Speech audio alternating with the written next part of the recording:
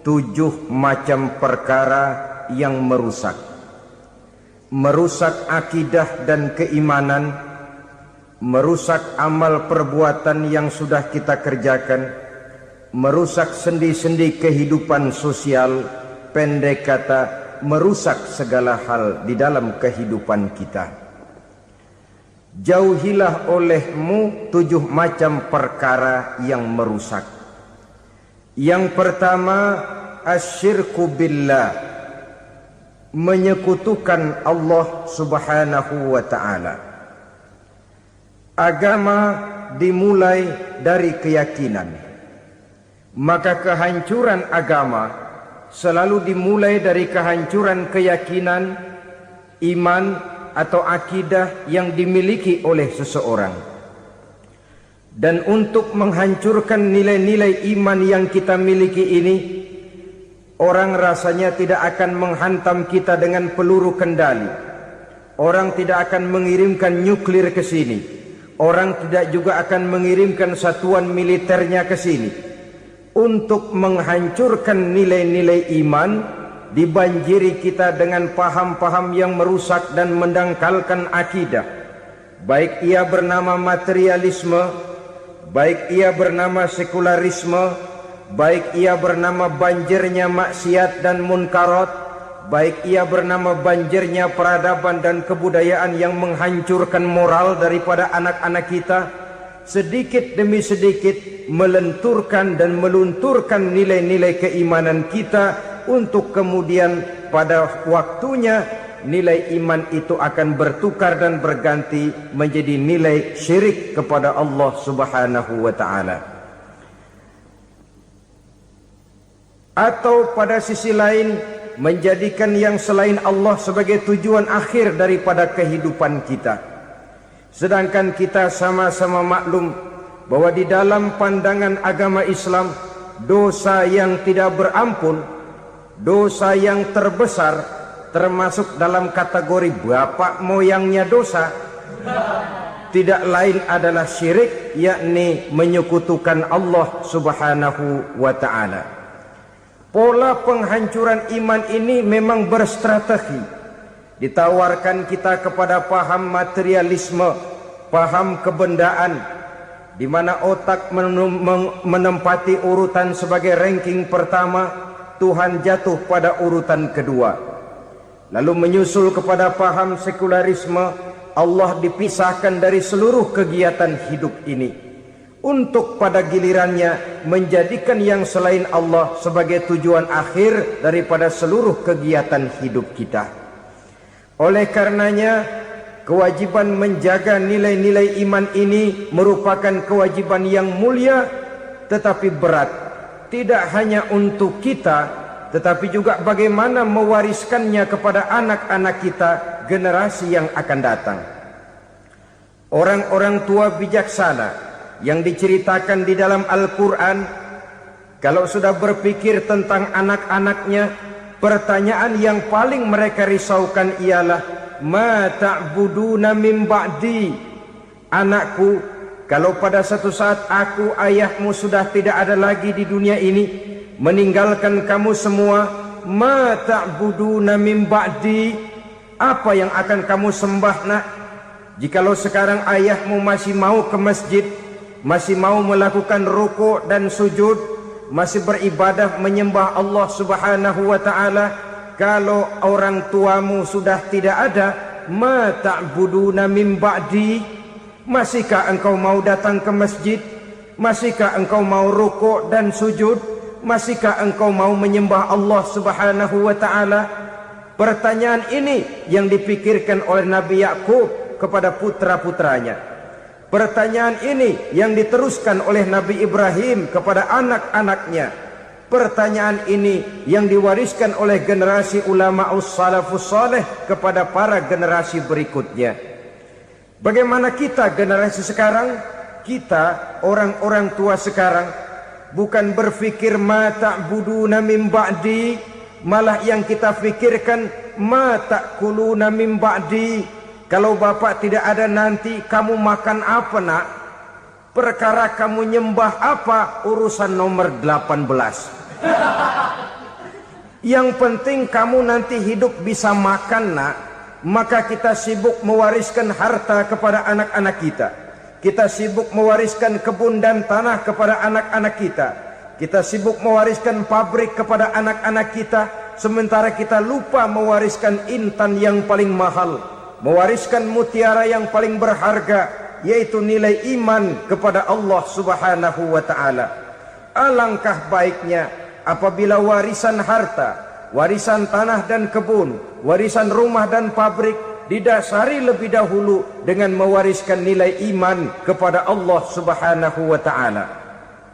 Sebagai orang-orang tua, kita boleh bersedih kalau anak kita tidak mengerti komputer. Kita boleh bersedih kalau anak kita tidak mengerti matematika. Kita boleh bersedih kalau anak kita tidak mengerti bahasa Inggris. Tapi sewajarnya lebih bersedihlah kita orang tua jikalau mempunyai anak yang tidak kenal Allah sebagai Tuhannya, yang kemudian tidak mau rukuk dan sujud kepada Allah Tuhannya. Itulah kemalangan yang paling malang bila kita meninggalkan generasi yang tidak bertauhid kepada Allah Subhanahu wa ta'ala. Betapapun anak kita tidak ngerti komputer, saudara, paling-paling kerugiannya cuma kerugian dunia. Masuk dia ke alam barzakh, munkar nakir tidak akan sempat tanya kau belajar komputer apa tidak. Kumpul dia di padang mahsyar, malaikat juga tidak akan tanya matematikamu nilainya berapa. Yang ditanya kau kenal Allah, kau rukuk dan sujud kepadanya, kau pernah datang ke masjid. Oleh karena itu sekali lagi, menjaga nilai iman tidak hanya untuk kita, tetapi juga mewariskannya kepada anak-anak kita, generasi yang akan datang. Sungguh kemalangan yang paling besar apabila kita meninggalkan anak-anak kita. Mereka kita tinggalkan lemah ekonominya, itu tidak baik. Mereka kita tinggalkan lemah otaknya, itu pun akan membuat mereka tertinggal oleh yang lain. Tapi yang paling celaka, jikalau kita tinggalkan mereka dalam kondisi lemah imannya, rapuh akidahnya, tidak baik dan tidak betul keyakinan hidupnya. Oleh karena itu Nabi berpesan, jauhilah 7 perkara yang merusak. Yang pertama, syirik kepada Allah Subhanahu wa ta'ala. Menyekutukan Allah baik dalam ucapan, dalam keyakinan ataupun dalam perbuatan. Ini perkara pertama yang termasuk 7 perusak besar di dalam kehidupan. Kalau sudah jatuh kita ke lembah syirik, bagaimanapun banyak kebaikan yang kita kerjakan, berjiwa sosial, bertangan pemurah, gemar menolong orang lain, kalau memang dasarnya syirik, maka seluruh kebaikan kita akan hancur, tidak akan ada nilainya dalam pandangan Allah Subhanahu wa ta'ala. Dalam pandangan manusia, mungkin kita dicatat sebagai orang sosial, gemar menolong orang lain, tidak berpangku tangan melihat orang yang mendapat kesulitan. Tapi oleh karena dasarnya syirik, dasarnya tidak mentauhidkan Allah, maka seluruh nilai kebaikan yang kita kerjakan tidak akan ada nilainya dalam pandangan Allah Subhanahu wa ta'ala. Maka jagalah iman kita, jangan sampai dihinggapi penyakit syirik yang bagaimana kecilnya sekalipun. Sekali lagi, baik syirik dalam bentuk ucapan, syirik dalam bentuk keyakinan, sampai kepada syirik dalam bentuk perbuatan, kita berhindar kepada sifat-sifat yang sedemikian itu. Karena apa?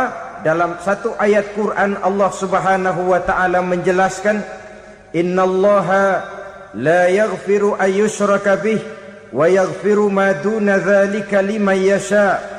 Allah tidak akan memberi ampun kepada orang-orang yang menyekutukannya, tapi Allah masih mau memberikan ampun kepada dosa-dosa yang selain itu bagi orang-orang yang dikehendakinya.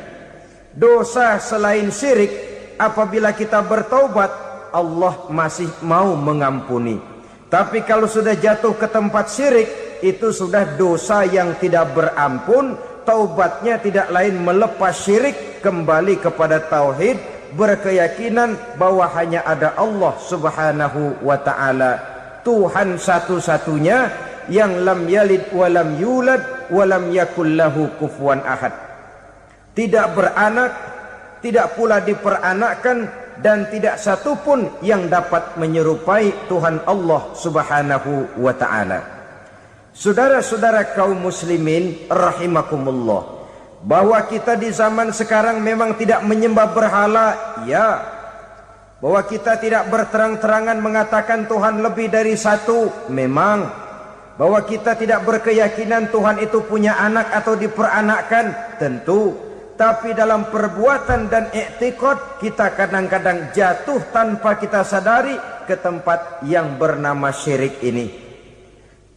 Oleh karenanya, di zaman di mana teknologi makin canggih, di mana kemajuan pembangunan makin menjangkau berbagai aspek kehidupan, diperlukan keseimbangan antara kemajuan fisik material dengan kemajuan mental spiritual. Apabila tidak ada keseimbangan, yang terwujud tentulah kepincangan, yang diawali dengan pincangnya cara kita berpikir, sehingga pada akhirnya akan mengarah kepada pincangnya cara kita berbuat dan bertindak di dalam kehidupan kita. Oleh karena itu Nabi berpesan, jauhilah sifat syirik, karena syirik merupakan dosa yang teramat besar. Ini sifat merusak yang pertama.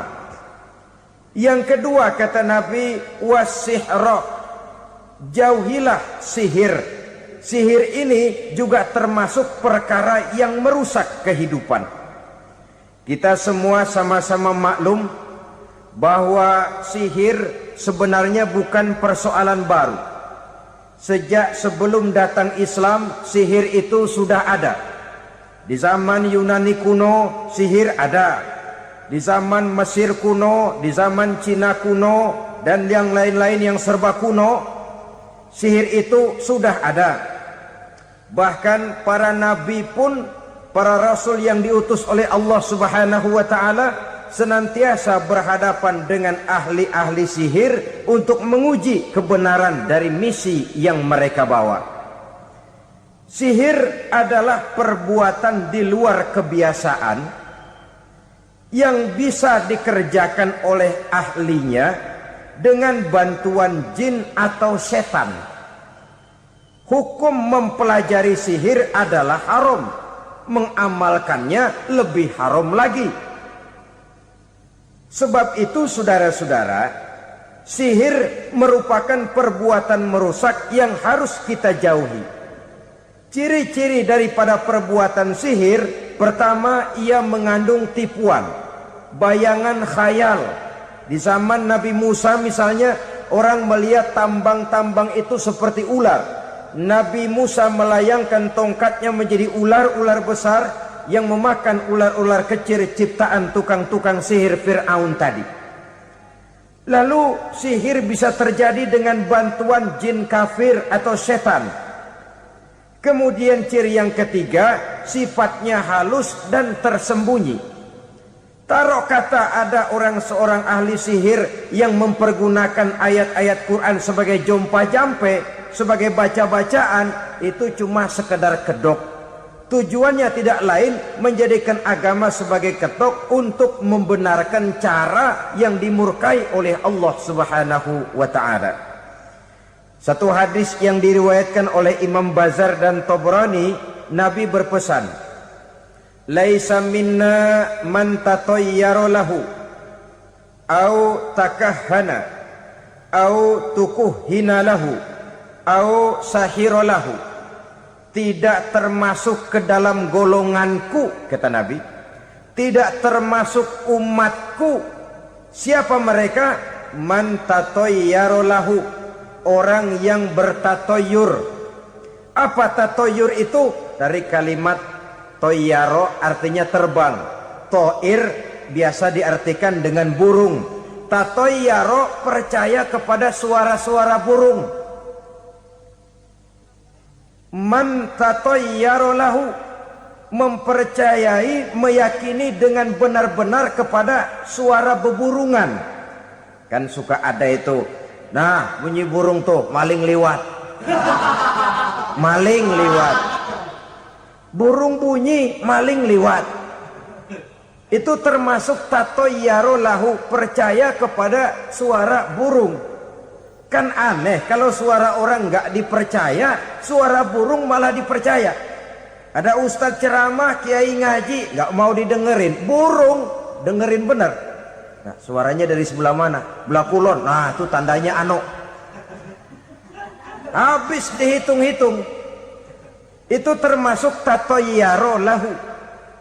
Au takahana, atau bertenung, au tukuhina, atau minta ditenungkan, au sahirolahu, atau melakukan perbuatan sihir, atau minta disihirkan.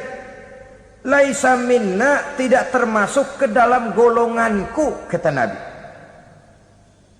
Sehingga dengan demikian saudara-saudara, menghadapi sihir dengan sihir sekalipun termasuk perbuatan yang tidak diajarkan oleh agama. Kita kan mempelajari sihir untuk jaga diri, tidak apa-apa. Yang dilarang mengamalkannya, dilarang juga mempelajarinya. Sebab orang kalau sudah mengetahui, biasanya lalu terangsang untuk mencoba. Kalau percobaannya berhasil, biasanya terangsang untuk coba lagi dan coba lagi. Pada akhirnya ketagihan, lalu beralih menjadi profesi, apalagi itu nanti bisa mendatangkan hasil uang. Saudara-saudara kaum muslimin rahimakumullah, kita manusia makhluk nyata. Kita hidup di alam nyata, terikat oleh sunnatullah, causality. Oleh karenanya, bagi kita keyakinan yang penuh, keikhlasan di dalam bertuhankan Allah, penyerahan diri sepenuhnya hanya kepadanya, itu sudah merupakan obat penangkal yang sangat ampuh agar kita tidak terkena penyakit-penyakit yang dibuat oleh setan dan para pembantunya.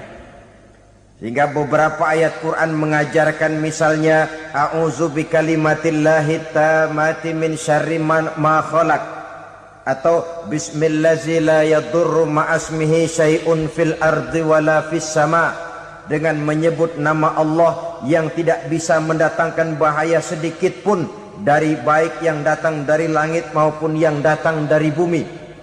Jiwa yang kosong dari keyakinan yang penuh kepada Allah, jiwa yang penuh was-was dan ragu-ragu, itu yang mudah terserang oleh penyakit-penyakit yang dikerjakan oleh para tukang-tukang sihir, yaitu oleh setan dan seluruh para pembantunya. Kemudian hadis kedua yang diriwayatkan oleh Imam Ibnu Hibban, Nabi bersabda, la yadkhulul jannata mudminu khamrin wala mu'minu bisihrin wala qati'ur rahmin. Tidak masuk surga. Ini Nabi yang bilang, tidak masuk surga. Siapa itu? Pertama, mudminu khamrin, orang yang berkekalan dalam mabuk. Selalu mudminun itu sudah menjadi perbuatan rutinnya, tidak kapok-kapoknya, teler seumur hidup. Mudminu khamrin, tidak masuk surga orang yang selalu bermabuk-mabukan. Yang kedua, wala mu'minu bisihrin, orang mukmin tapi main sihir. Ini juga oleh Nabi diperingatkan, tidak akan masuk surga orang mukmin tapi suka main sihir. Wala qati'ur rahmin, dan tidak juga orang yang memutuskan silaturahmi.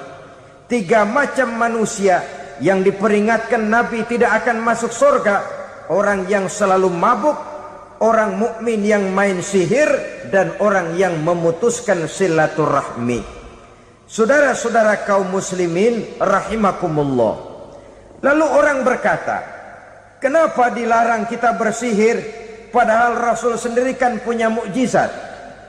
Nah, kita memang harus membedakan antara mukjizat dengan sihir. Dalam kehidupan agama kita kenal ada yang namanya mukjizat, Ada yang namanya karomah atau keramat biasa diucapkan. Ada yang namanya ma'unah. Ada yang namanya irhas. Ada juga yang namanya sihir. Kesemuanya ini berbeda, saudara-saudara. Yang dinamakan mukjizat itu khusus untuk para rasul saja. Satu kejadian luar biasa yang terjadi dilakukan oleh Rasul atas izin dari Allah Subhanahu wa ta'ala. Perbedaannya dengan sihir jelas. Sihir dari setan, mukjizat dari Allah. Sihir bisa dipelajari, mukjizat tidak. Sihir umumnya untuk maksud-maksud yang tidak baik, sedangkan mukjizat untuk memperkuat kebenaran yang disampaikan oleh para rasul dan ditentang oleh umatnya. Bahkan kafir Quraisy dahulu menganggap orang-orang ahli sihir itu berada dalam satu posisi yang hina, sehingga mereka mengatakan dan menuduh Nabi Muhammad sebagai tukang sihir. Tuduhan sebagai tukang sihir adalah tuduhan yang sangat aib dan hina. Di tengah masyarakat kufar jahiliyah, kedudukan tukang sihir dipandang sebagai kedudukan yang hina, sehingga mereka mengejek Nabi dengan sebutan tukang sihir. Jadi mukjizat hanya untuk Rasul saja. Kemudian karomah. Karomah ini asal kata dari karoma, kehormatan, kemuliaan yang diberikan Allah kepada hamba-hambanya yang rajin mendekatkan diri kepadanya. Oleh karena ketekunannya melaksanakan ibadah, Allah memberikan keistimewaan kepada orang itu, yang dengan keistimewaannya dia bisa mengerjakan yang tidak bisa dikerjakan oleh orang lain. Karomah hanya bisa dicapai dengan prestasi ibadah. Kalau sihir mau ibadah apa enggak, asal dia belajar, bersatu dan berteman dengan setan, memenuhi persyaratan-persyaratan setan, biasanya lalu bisa. Sedangkan karomah tidak mungkin terwujud tanpa orang mendekatkan diri sedekat-dekatnya kepada Allah Subhanahu wa ta'ala. Maka kita lihat biasanya orang-orang yang punya ilmu sihir, mukanya rata-rata nggak enak dilihat. Kumuh, jauh dari air wudhu, jauh dari sujud kepada Allah, malah berteman dengan setan, menjadi pelayan-pelayannya setan. Saudara-saudara, adapun ma'unah, keistimewaan yang diberikan Allah kepada hamba-hambanya yang belum sampai kepada tingkat wali, tapi orang itu lebih banyak kebaikannya daripada kesalahannya. Umpamanya, saudara jalan bertiga di pinggir jalan, saudara ada pada posisi di tengah, lalu bertiga ini ketabrak mobil. Menurut perhitungan saudara mati lebih dahulu, tapi terjadi hal yang aneh, dua teman saudara mati, saudara malah cuma luka dan lecet sedikit saja. Apa itu? Kalau kita lebih banyak kebaikannya daripada kesalahannya, itu yang dinamakan ma'unah, pertolongan yang diberikan Allah kepada hamba-hambanya yang lebih banyak kebaikannya daripada kesalahannya. Sedangkan yang dinamakan irhas, kejadian luar biasa pada diri seseorang pada waktu dia masih kecil, yang menunjukkan tanda-tanda keistimewaannya. Itu umumnya pada para nabi pada usia kecilnya sudah ada irhas, tanda-tanda istimewa. Jelas baik mukjizat, karomah, maunah maupun irhas berbeda dengan sihir. Sihir ini jelas saja merupakan bantuan dan persekutuan antara manusia dengan setan. Padahal setan, kata Allah dalam Al-Quran, innahu lakum aduwwum mubin, sesungguhnya setan bagi kamu adalah musuh yang sangat jelas. Saudara-saudara kaum muslimin rahimakumullah, di zaman sekarang dalam menghadapi beban kehidupan yang makin pelik, menghadapi stres yang tidak kunjung selesai, menghadapi persoalan-persoalan yang teramat berat, orang sering mencari jalan keluar kepada hal-hal yang menurut pendapatnya bisa meringankan beban moralnya itu. Pergilah dia mencari sesuatu yang dapat meringankan bebannya. Dan tidak jarang yang jatuh ke pangkuan tukang-tukang tenung, ke pangkuan tukang-tukang sihir, yang mereka itu oleh Quran dijelaskan kazabal munajjimun walau sodaku. Tukang-tukang tenung, tukang-tukang sihir, mereka itu bohong walaupun benar. Maksudnya bohong walaupun benar artinya kalau yang mereka kerjakan benar itu sih kebenaran. Benar dengan kebenaran itu lain. Kebenaran, kebetulan bisa, tapi tidak untuk selalu. Apalagi kalau itu sudah membahayakan kehidupan orang lain. Jadi oleh karena itu Nabi berpesan jauhilah daripada sihir. Kalau sudah jauhilah dari sihir artinya ya jauhilah daripada mempelajarinya, jauhilah daripada bergaul dengan orang-orang yang ahli di bidang itu, karena dari pergaulan segalanya bisa menular. Baiklah saudara, ini yang kedua. Yang ketiga pesan Nabi, wa qatlan nafsil lati harramallahu illa bil haq. Membunuh orang lain dengan cara yang tidak benar.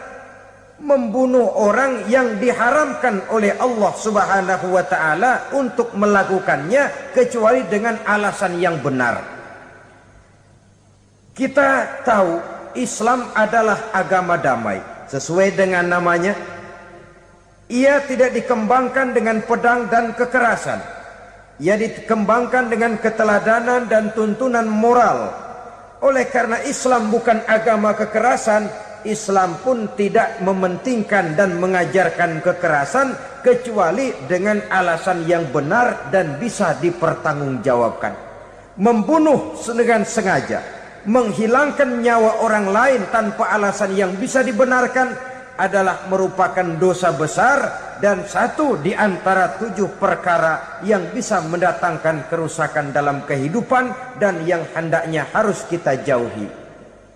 Saudara-saudara kaum muslimin rahimakumullah, beberapa waktu yang lalu di sebuah kota kecil yang indah bernama New Auckland. Saudara tahu New Auckland? Itu dari Gunung Kidul masih ngidul lagi. Pernah diadakan satu seminar yang membicarakan bagaimana menyelamatkan masyarakat manusia dari bahaya Perang Dunia Ketiga. Diperkirakan kalau terjadi Perang Dunia Ketiga, manusia tidak akan tersisa. Sebab apa? Pada waktu itu, cadangan nuklir yang dimiliki oleh bersama Amerika dan Rusia konon sudah sanggup memusnahkan 6 miliar manusia pada saat jumlah manusia baru 5 miliar. Jadi kelebihan nuklir dunia ini. Kalau terjadi Perang Dunia Ketiga, sulit manusia untuk tersisa. Maka dibahaslah di dalam seminar itu, wah, supaya tidak terjadi Perang Dunia Ketiga, maka perlombaan membuat senjata-senjata canggih, alat-alat pembunuh modern harus segera dibatasi. Dibahas, tidak mungkin kita membatasi perlombaan membuat senjata. Kenapa? Makin maju ilmu dan teknologi, makin canggih senjata yang ditemukan. Atom sudah meningkat menjadi nuklir, nuklir sudah meningkat menjadi neutron, dan kita tahu bom yang bernama neutron ini bom yang cukup membunuh tanpa perlu merusak. Artinya kalau dia diledakkan di kota kita ini, bangunan utuh, jembatan tidak ambruk, rumah-rumah tetap berdiri, tapi semua yang bernama hidup mati. Itu katanya lebih sopan dari bom atom. Sebab kalau si atom ini sudah membunuh, merusak pula. Neutron cukup membunuh saja tanpa perlu merusak. Jadi majunya senjata-senjata teknologi sebagai akibat yang logis dari kemajuan ilmu pengetahuan ini tidak bisa kita batasi. Dan memang sebenarnya yang bahaya bukan senjatanya, tapi manusia yang mengendalikan senjata itu. Mereka kembali kepada prinsip the man behind the gun. Bukan senjatanya yang bahaya, tapi manusia yang mengendalikan senjata itu yang bahaya. Walaupun senjatanya modern, katakanlah model M16 umpamanya, kalau yang mengendalikannya orang beriman, insya Allah aman. Tapi biar megang cuma senapan angin, kalau yang megang orang brutal, ngeri kita deket-deket. Apalagi kalau memang bukan ahlinya menggunakan senjata, bisa ngeker kaki kena jidat.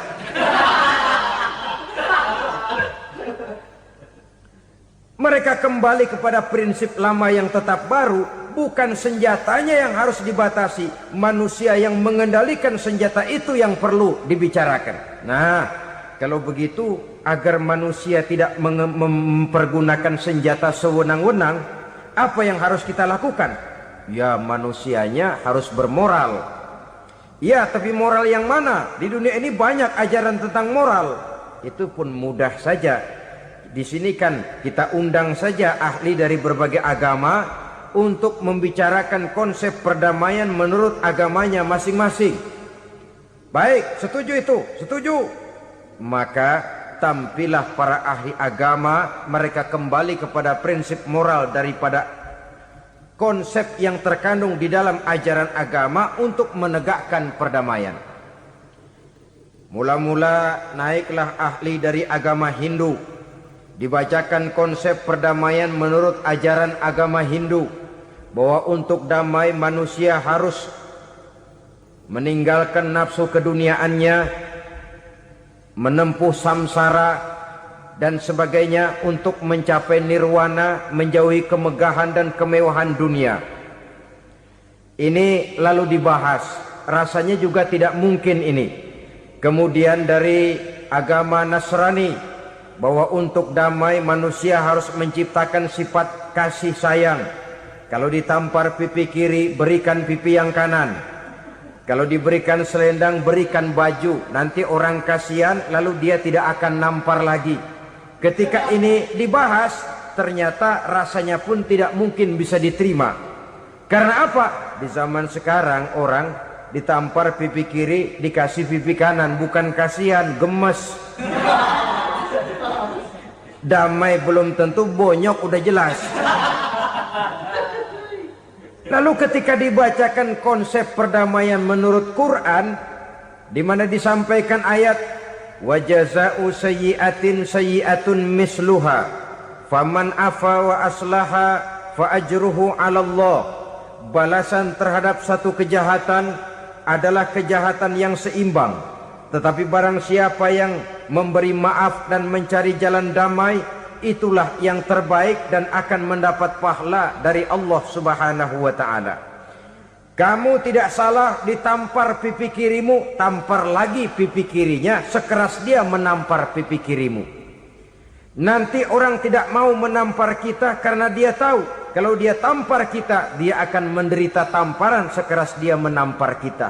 Akan terjadilah prinsip saling hormat menghormati, tidak saling ganggu, tidak saling usil, tidak saling jahil. Atas dasar ini perdamaian bisa ditegakkan. Mereka bisa menerima konsep ini, tapi kemudian seminar ditutup tanpa satu keputusan resmi. Kenapa? Terus terang mereka kagum dengan konsep Islam, tapi sentimen lama terhadap nilai-nilai Islam telah menutup mata mereka untuk menerima kebenaran dari ajaran Al-Quranul Karim. Saudara-saudara kaum muslimin rahimakumullah, kembali kita kepada persoalan pokok. Roh adalah dari Allah. Dia akan kembali kepada Allah, milik mutlak dari Allah. Tidak pantas kita merampasnya dari orang lain. Tidak wajar kita menghilangkannya tanpa alasan yang dibenarkan oleh agama.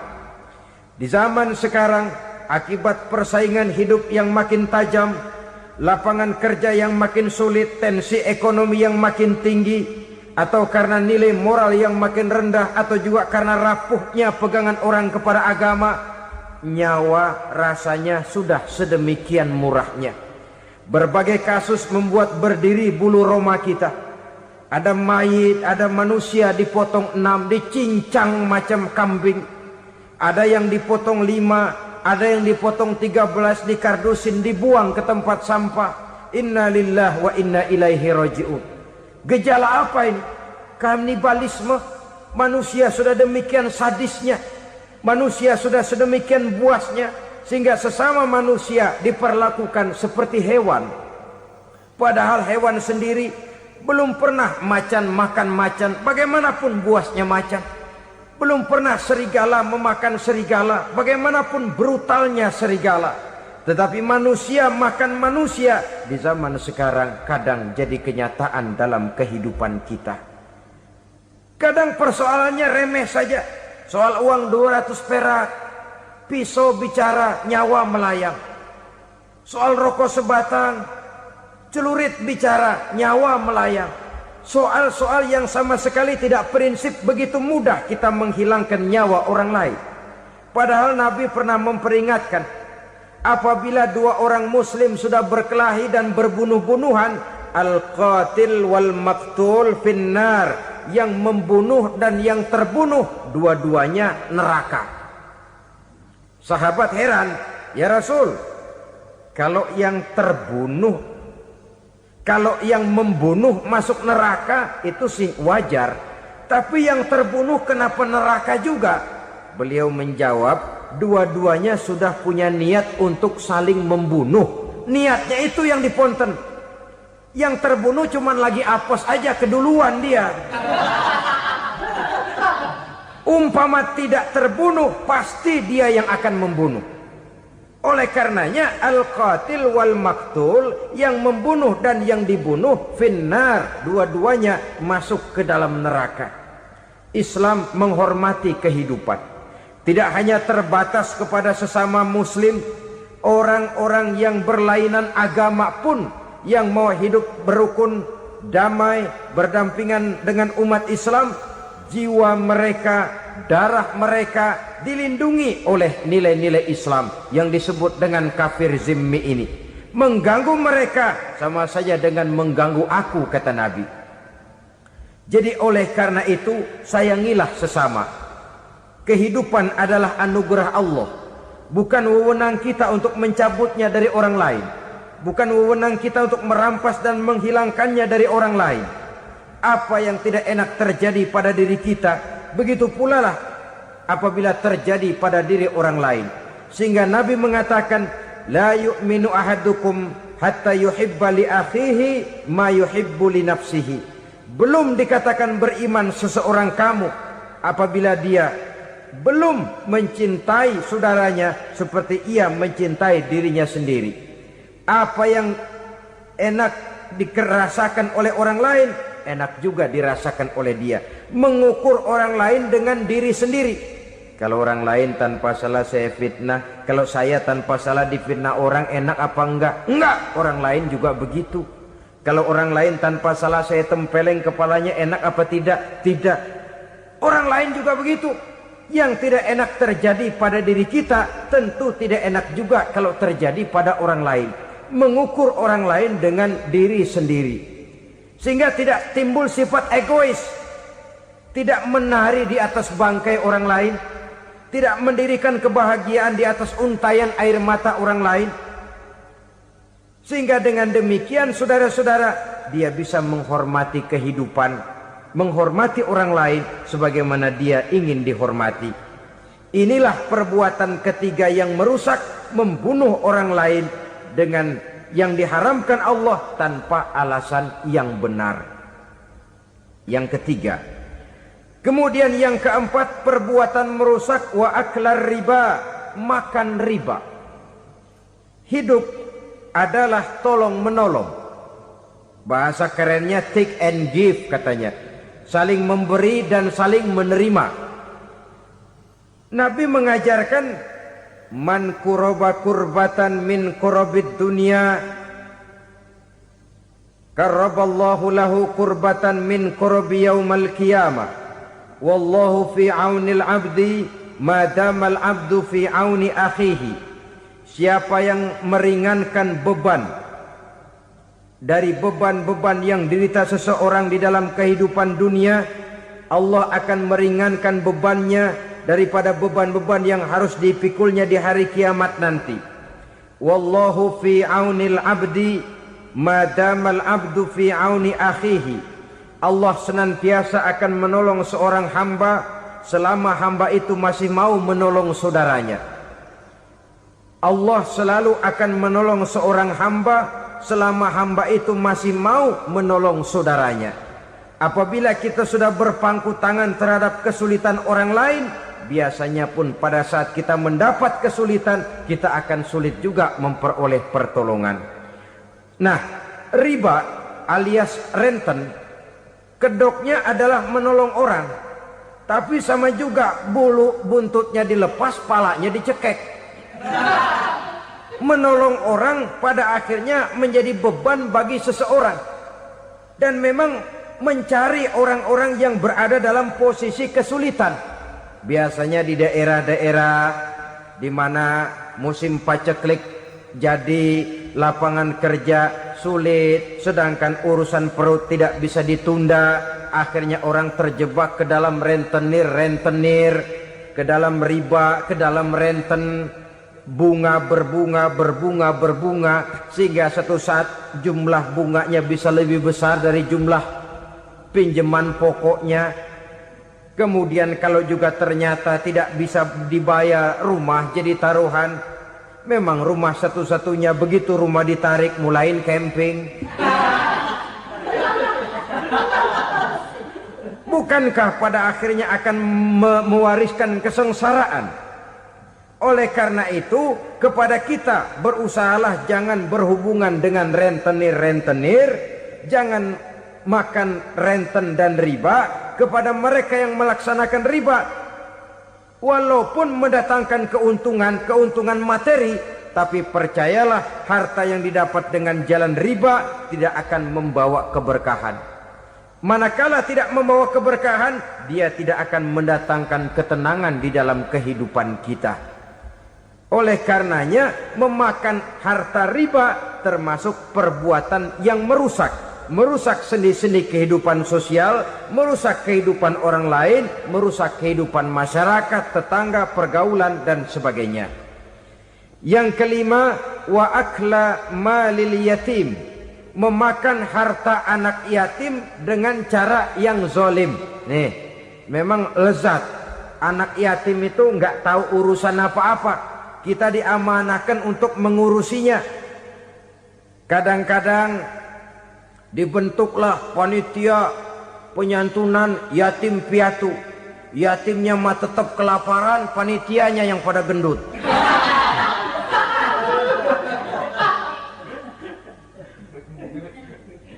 Padahal memakan harta anak yatim termasuk perbuatan dosa besar. Dan menjantuni yatim merupakan perbuatan mulia. Nabi mengatakan, ana wa kafilul yatim kahataini yaumal qiyamah. Aku dan orang-orang yang menyantuni anak yatim seperti dua jari ini pada hari kiamat nanti. Dekat sekali. Jikalau ingin di hari akhir nanti dekat dengan Rasul, bersahabatlah dengan anak-anak yatim.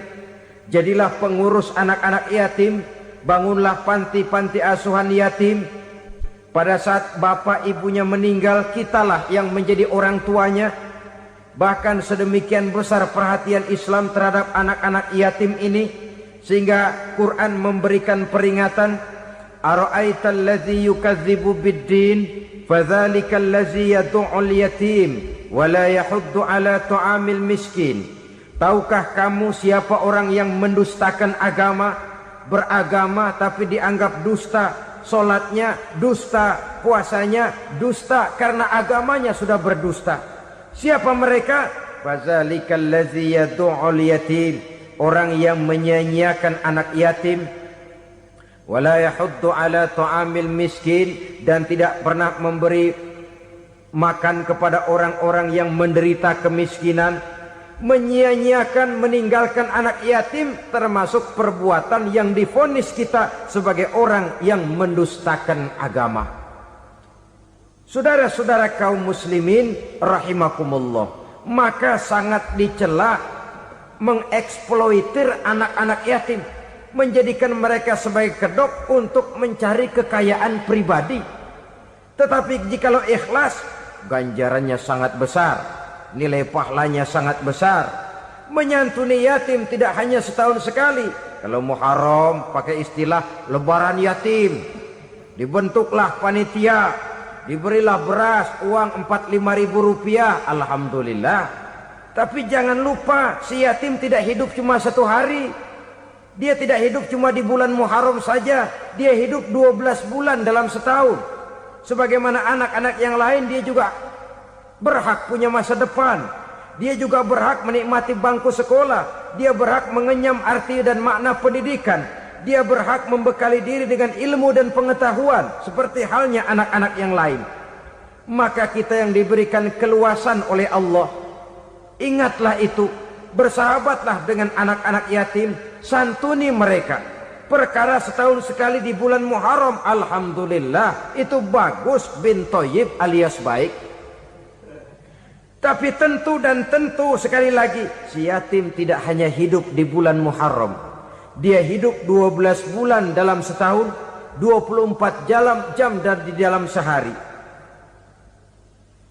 Oleh karenanya, menyia-nyiakan mereka pada saat posisi kita memang mampu, akan memojokkan kita dalam satu posisi di mana kita dianggap sebagai orang yang mendustakan agama, memakan harta anak yatim dengan cara yang zolim. Bapaknya udah meninggal, kebunnya lebar, anaknya dikelecehin. Nah, dah kamu gak usah pusing, nanti saya yang ngurus. Akhirnya bukan ngurus, nguras. Si yatim mungkin tidak tahu bahwa dia disia-siakan, haknya diambil, miliknya dizolimi. Tapi Allah yang akan membalasnya dengan seadil-adilnya. Maka makan harta anak yatim biasanya balasannya tokcer bin paten. Nggak banyak selang tempo itu, nggak percaya cobain dah. Nyobain aja kan nggak bayar, umpama. Memakan harta anak yatim dengan cara yang zolim, ganjarannya biasanya kontan. Kenapa? Ratapan si miskin, untayan air matanya, jeritan kepedihan hatinya, membuka pintu langit, permohonannya diijabah, getaran hatinya didengarkan oleh Allah. Maka balasannya biasanya kontan, spontan, tidak menunggu waktu terlalu lama. Itu di dunia, belum lagi di akhirat nanti. Bukankah dalam riwayat Mi'raj diceritakan Nabi melihat di neraka itu orang perutnya sebesar rumah. La haula wala quwata. Itu perut kayak rumah, bagaimana jalannya tuh orang. Dan memang gak jalan, diseret-seret oleh malaikat di neraka itu. Hancur perutnya, amburadul itu perut. Berantakan isinya, dibulatkan lagi, diseret lagi, hancur lagi, dibulatkan lagi. Sampai Nabi tanya, orang itu begitu berat siksanya kenapa ya Jibril? Itu Muhammad, waktu di dunia dulu rakus banget makan harta anak yatim. Begitu vonisnya, begitu menyedihkan nasibnya di akhirat. Tapi di dunia pun ketidakberkahan itu sudah membayangi kehidupannya. Oleh karena itu, kepada saudara-saudara yang mendapat titipan anak yatim, berbahagialah, karena semulia-mulia rumah adalah rumah yang di dalamnya ada anak yatim yang disantuni. Sehina-hina rumah adalah rumah di mana di dalamnya ada anak yatim yang disia-siakan. Begitu kata Nabi kita. Rumah yang paling mulia dalam pandangan Allah, rumah yang di dalamnya ada anak yatim yang disantuni. Rumah yang paling hina dalam pandangan Allah, rumah yang di dalamnya ada anak yatim yang nasibnya disia-siakan. Berbahagialah saudara apabila menjadi penyantun anak-anak yatim, pelindung mereka, sehingga mereka mempunyai masa depan sebagaimana anak-anak lainnya. Rasulullah sendiri sedemikian peka terhadap keadaan anak-anak yatim karena beliau sendiri memang mengalami umur 6 bulan dalam kandungan ibu, beliau sudah ditinggalkan oleh ayahnya. Pada saat berusia 6 tahun ibu sudah meninggal. Yatim piatu dalam usia di mana beliau sedang perlu belas kasih seorang ibu dan pengertian seorang bapa. Kepekaan itu lalu timbul, bahkan kemudian sampai kepada beliau berkata, aku dan orang yang menyantuni anak yatim seperti jari tengah dan jari telunjuk di hari akhirat nanti. Sedemikian dekatnya. Baiklah ya, jadi yang kelima, memakan harta anak yatim. Jauhi karena ini perbuatan yang merusak. Yang keenam, watawalli yaumaz zahfi, melarikan diri pada hari pertempuran. Apa ini? Khianat. Tidak konsekuen dengan konsep perjuangan. Pada mulanya keras benar teriak, berantas korupsi, ganyang korupsi. Cuma karena belum dapat giliran. Begitu dia naik dapat kesempatan, korupsinya lebih edan dari yang diteriakinya. Ini termasuk tawalli yaumaz zahfi, berpaling pada hari peperangan. Di saat menghadapi musuh, kalau belum kelihatan musuh, teriaknya nyaring bener. Jangan takut, demi kebenaran sampai titik darah yang paling penghabisan. Musuh belum kelihatan. Begitu musuh sudah kelihatan, paling dulu lari ke belakang.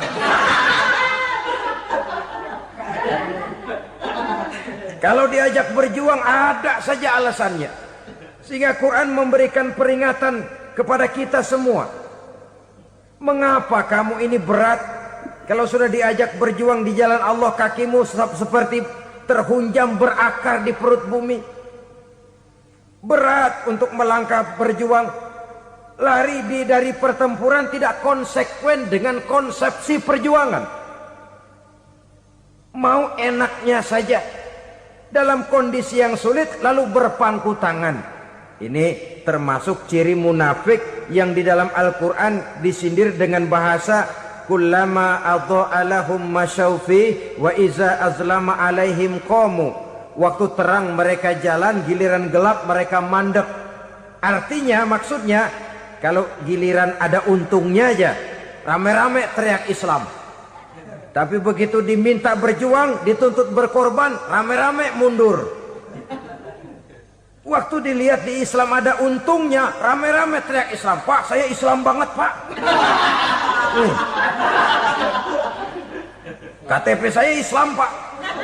Pokoknya Islam banget dah. Tapi ketika diminta berjuang, dituntut sedikit berkorban, rame-rame mengundurkan diri. Tahun 65 PKI berontak. Waduh, waktu itu jadi orang Islam untung itu. Nggak dikejar-kejar, aman. Masjid rame, masjid, mobil-mobil mewah parkir di depan musola dan masjid. Kenapa? Waktu itu asal udah ke masjid aman. Islam selamat, untung. Tapi begitu keadaan aman, yang parkir di musola sepeda butut melulu.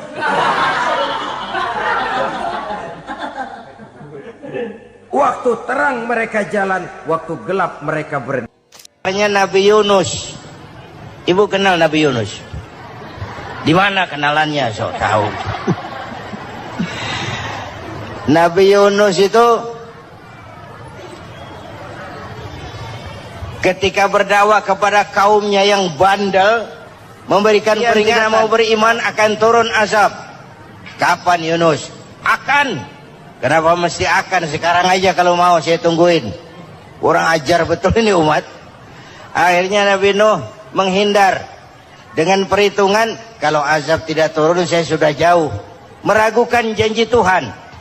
Lalu naik kapal, dinaiki oleh Yunus, kapal mogok. Dicari siapa biang keroknya ini, diundi ternyata Yunus, sampai 3 kali diundi. Dibuanglah Yunus ke dasar laut. ditelan oleh ikan nun atas perintah Allah. Telan itu Yunus, jangan pakai dikunyah, rusak urusan. Telan saja, simpan di perutmu. Dibawa oleh ikan nun ke dasar lautan. Itu yang oleh Quran dikatakan bertemulah 3 macam kegelapan. Zulumatun salas, gelapnya tengah malam, gelapnya di dasar laut, gelapnya di dalam perut ikan.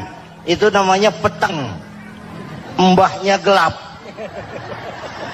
Di perut ikan itulah Nabi Nuh sadar akan kesalahannya. Allah meragukan janji Allah. Ia sujud di dalam perut ikan itu, membaca la ilaha illa anta subhanaka inni kuntu. Itu istighfarnya Nabi Yunus. Dibacakan istighfar begitu, ikan sakit perut, Pak. Di dasar laut kemana mau cari apotik?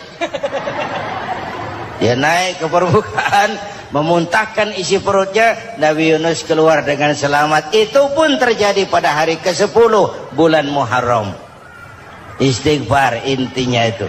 Itu amalan utama bulan Muharram, memperbanyak istighfar.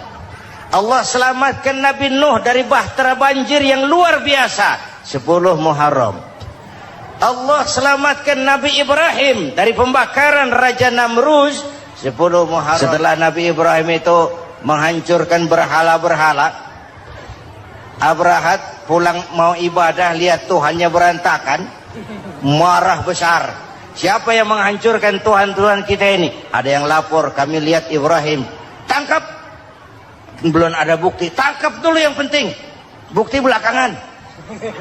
Tangkap. Wah, dikerahkanlah aparat. Tangkap Nabi Ibrahim. Disidang langsung oleh Abrahat. Oleh Namrus maksud saya. Ibrahim, kau yang menghancurkan berhala-berhala kami ini, Tuhan-Tuhan kami. Siapa bilang? Ada yang lapor. Saya dengar enggak semua berhala itu hancur. Ada yang paling besar, angkat tangan, saya lihat ada kampak di tangannya. Barangkali yang besar itu iseng tuh, yang kecil-kecil dikampakin. Tanya aja sama dia, kamu gila? Kenapa? Masa kami disuruh nanya berhala? Nggak bisa jawab. Kenapa disembah? Lebih gila mana? Tahu nggak bisa jawab kenapa disembah? Kurang ajar kamu Ibrahim. Bakar, dibakar. Ketika Ibrahim dilempar ke kobaran api yang menggunung, Allah perintah api, ya naru kuni bardan wa salaman ala Ibrahim. Hai api, dinginlah sampean. Api Madura waktu itu, Pak. Hai api, dinginlah sampean, selamatkan Ibrahim.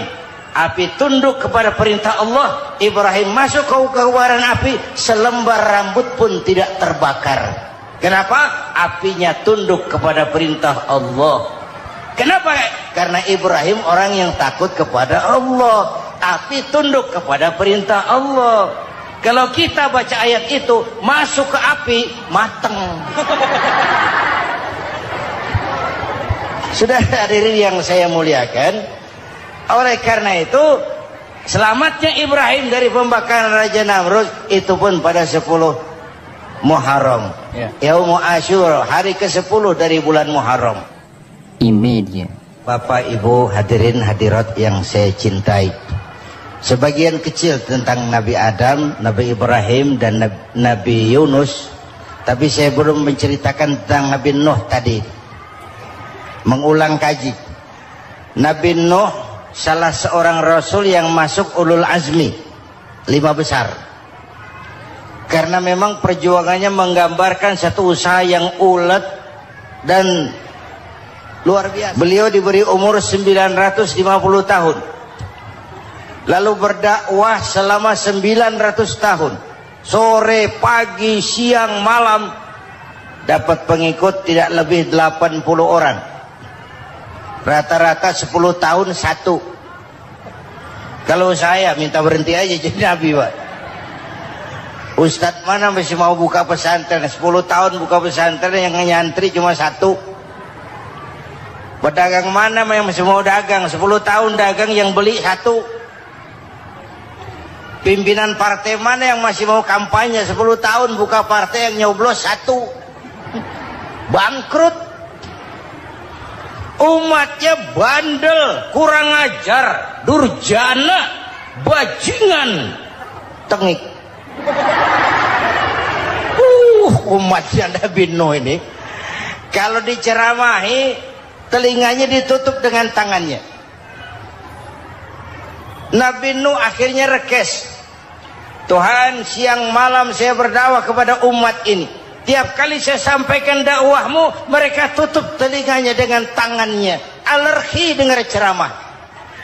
Apa itu ceramah? Non-profit. Saudara-saudara, jadi mau kamu gimana, Nuh? Sudah Tuhan, habiskan saja orang kafir. Nanti kalau punya anak, anaknya pun kafir, moyangnya sikat habis. Biasanya kalau bapak kalong, anak kampret. Bapak nyolong, anak nyopet. Fotokopi gimana aslinya? Hampir habiskan saja. Itu mau kamu, Nuh? Iya. Oke. Nanti aku turunkan banjir, Nuh. Buat kapal. Dengan apa saya harus buat kapal, Nuh?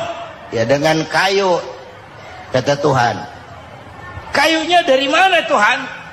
Ya dari pohon, Nuh. Pohonnya belum ada, Tuhan. Ya tanam dulu, Nuh. Bikin kapal, kayunya nanam pohon. Apa artinya? Perjuangan perlu kesabaran. Sukses itu ada prosesnya. Nggak bisa simsalabim abracadabra lalu kita mau sukses. Semua ada prosesnya. Walaupun kenyataannya begitu. Sukses banyak bapaknya, gagal itu yatim. Kalau kita sukses banyak yang ngakuin. Yang baru ketemu pakai manggil encing. Ketemu baru. Tapi sukses banyak bapaknya. Gagal yatim, gak ada yang mau ngakuin kalau kita gagal itu. Udah bikin kapal dengan kayu di tengah kampung, bikin kapal ini. Bayangkan di tengah kampung bikin kapal, orang kafir makin menjadi-jadi. Lihat Nuh, kenapa? Makin sarap. Bikin kapal di tengah kampung, mau belayar kemana? Tuh lihat, kalau orang nggak tahu tujuan, mountain setengah jalan. Proses yang dinilai bukan finalnya. Ya kayak gitu kesimpulannya. Saya enaknya sendiri. Bikin kapal. Kapal mendekati selesai. Ini orang kafir rame-rame datang ke kapal Nuh. Mau apa? Buang najis. Sakit perut berangkat ke kapal Nabi Nuh. Nongkrong. Dapat 2-3 tumpuk pulang. Penuh lantai kapal dengan najis manusia. Inilah perjuangan. Bukan jalan raya lurus bertabur bunga di kanan kirinya. Banyak unak rendu, caci maki, antipat, segala macam. Nuh. Ada orang tua dasar kafir, kurang ajar, sudah stroke berangkat juga ke kapal Nuh. Mau buang najis, pincang-pincang digotong orang. Selesai buang najis dia bangun mau pulang, pegangan tiang kapal terpeleset jatuh di atas tumpukan najis. Terjadi keajaiban, yang stroke-nya sembuh. Lumpuhnya hilang, berangkat digotong-gotong pulang, jalan gagah sekali. Tapi orang kampungnya heran, ente sudah sembuh? Sudah. Berobat di mana? Kok begitu paten? Di kapal Nuh. Masih banyak.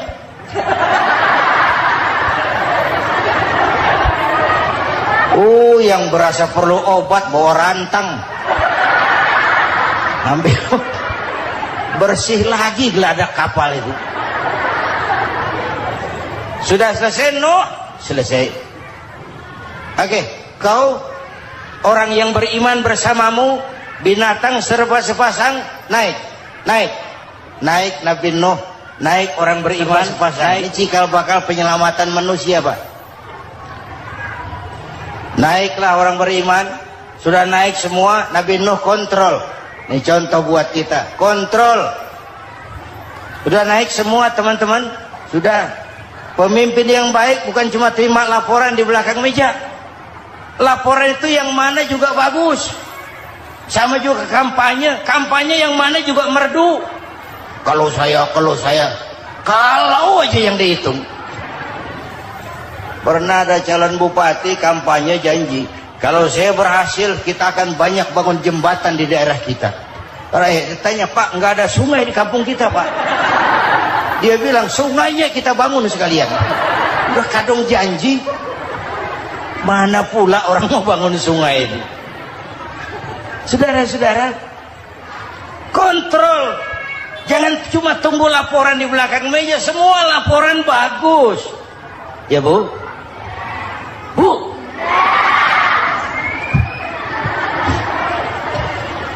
Nabi Nuh kontrol. Sudah naik semua? Sudah, Nuh. Pulan bin Pulan naik. Naik, Nuh. Paimin bin Tukijo. Naik. Kami lihat naik. Ada orang Jawa juga, Kiai. Ada. Sudah kontrol. Kanan anak saya ikut nggak naik kapal? Kami tidak lihat itu, Nuh. Kanan. Ini potret. Bapaknya aktif ke masjid. Ibunya rajin ke majelis taklim. Anaknya keleleran kemana-mana. Bukan di sini, di Prancis. Udah di sini insya Allah sama.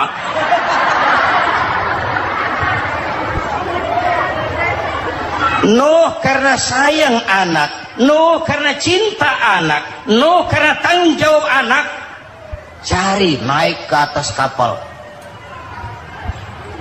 Lihat Kanaan, anak saya, nggak lihat, Nuh. Turun ke ruang bawah, periksa lagi. Mang, ayah Kanaan di dia. Jamaah Tasik ini rupanya ditahan. Tuh ayah, Mang. Ayah ke mana ya budak ya? Turun ke bawah Kanaan tuh. Orang nano orang ketok. Rombongan Jawa Tengah. Naik ke atas buritan. Dari buritan kelihatan ternyata Kanaan tidak ikut naik kapal, kumpul di darat bersama orang kafir. Ini potret kita sekarang. Kumpul sama orang kafir, hanyut anak-anak kita, ditelan budayanya orang kafir, ditelan tradisinya orang kafir, ditelan pergaulannya orang kafir. Nuh karena sayang anak dari atas manggil. Dalam Quran dijelaskan itu. Karena Nabi Nuh di atas, Kanaan di bawah, teriak, ya bunayyar kam ma'ana. Begitu dalam Quran ayatnya. Coba ini pakai gaya memanggil supaya kelihatan ke gambar, kira-kira Nuh manggilnya begitu. Ini namanya gaya dakwah, Pak. Kalau ceritanya datar nggak menarik. Maka Nuh memanggil Kanaan, ya bunayyar kam ma'ana. Kata yang dengar, ini gaya orang manggil, ya bunayyar kam ma'ana. Kanaan, kesini nak, naik kapal sama papi. Kan di bawah itu, nggak mau papi, John di sini saja. Kata Nuh, jangan nak, Allah sedang murka, akan turun banjir. Kalau datang banjir, papi, sa'awi ila jabalin ya'simuni minal ma'. Saya akan naik ke gunung tinggi yang bisa menyelamatkan saya dari banjir. Kanaan naik ke gunung, gunung dihantam banjir, Kanaan mati. Sampai sekarang. Yang kelima, Nabi Musa, kisah Muharramnya ini.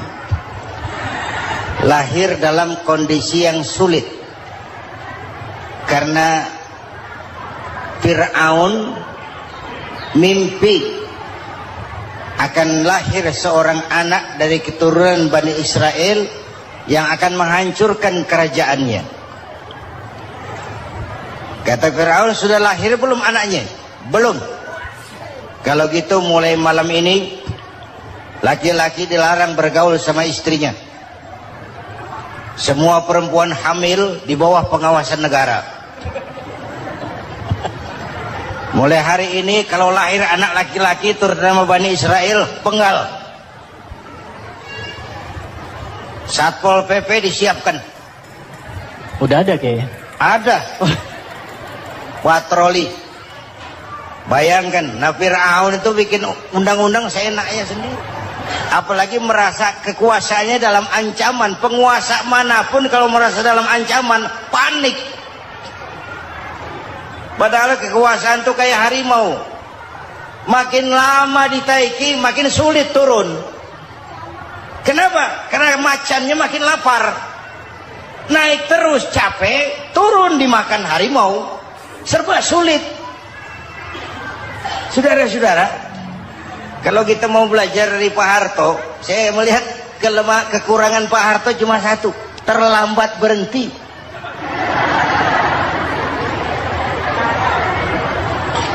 Terlambat berhenti. Di sekelilinginya banyak tukang-tukang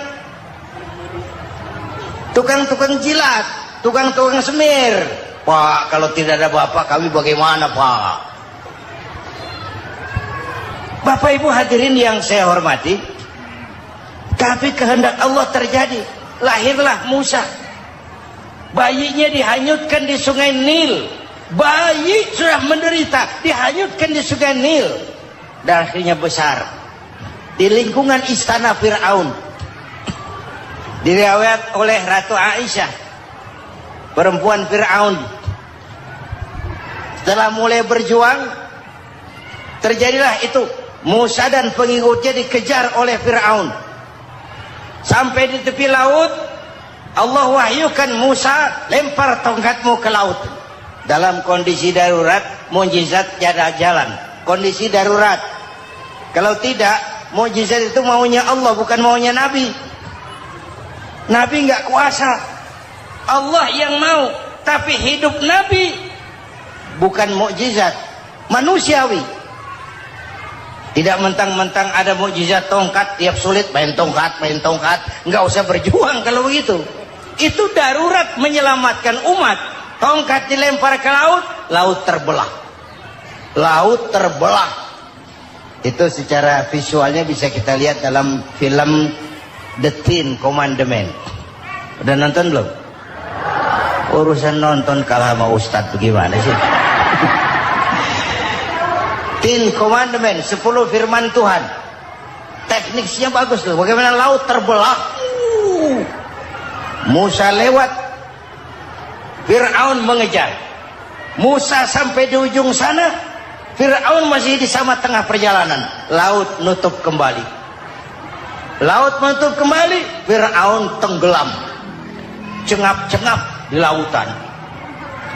Begitu nafas sampai di tenggorokan, Fir'aun sambil cengap-cengap itu, amantu bi Rabbi Musa wa Harun. Duh, kalau begini mah saya juga percaya sama Tuhannya Musa. Malaikat maut jengkel, goblok loh. Terlambat sekarang. Ditenggelamin terus. Modar. Musa selamat. Fir'aun mati. Jenazahnya, jasadnya terdampar di pinggir laut. Beberapa waktu kemudian ditemukan di balsam, diawetkan. Itu sesuai janji Quran. Wa kadzalika nunajjika bi badanika litakuna liman khalfaka ayah. Kami selamatkan badan kamu agar jadi pelajaran bagi orang-orang sesudah kamu nanti. Janji Quran tepat. Janji itu 14 abad yang lalu. Jasad Fir'aun ditemukan, dimumi, diawetkan, dibalsam di bawah nama Farao Ramses II. Sekarang tersimpan di Museum Negara di Mesir. Kapan-kapan nanti ibu main ke Mesir, mampir. Naik ojek paling berapa itu? Oh, orangnya tinggi, hidungnya mancung, pokoknya pantaslah jadi Fir'aun. Selamatnya Musa di kejaran Fir'aun di ujung sana itu terjadi pada hari ke-10 bulan Muharram, yang oleh orang Nasrani diperingati dengan hari raya Paskah. Mereka melaksanakan puasa, mensyukuri nikmat keselamatan dari kejaran Fir'aun. Makanya kalau kita ikut puasa di bulan Muharram bukan mengikuti syariatnya Nasrani, salah. Karena Nabi mengajarkan, itu sumbernya. Bukan ikutan sama ibadahnya Israel. Tapi memang agama ini kan merupakan mata rantai. Datang Rasul baru melengkapi Rasul sebelumnya, datang Rasul baru melengkapi Rasul sebelumnya. Mata rantai yang berkaitan. Setelah Muhammad selesai, selesailah tugas Nabi dan Rasul. Selesailah misi Nabi dan Rasul. Tidak ada Nabi lagi sesudah Nabi Muhammad. Itu harga mati, titik. Gak ada kompromi. Siapapun sekarang ini nggak datang ngaku jadi Nabi, wajib tidak percaya. Wajib tidak percaya. Tapi kaitannya memang kita bilang Nasrani, orang bahasa Arab, bahasa Ibraninya Nazaret, Nasiroh, Nazaret. Itu beda dialek. Kita Daud, dia David.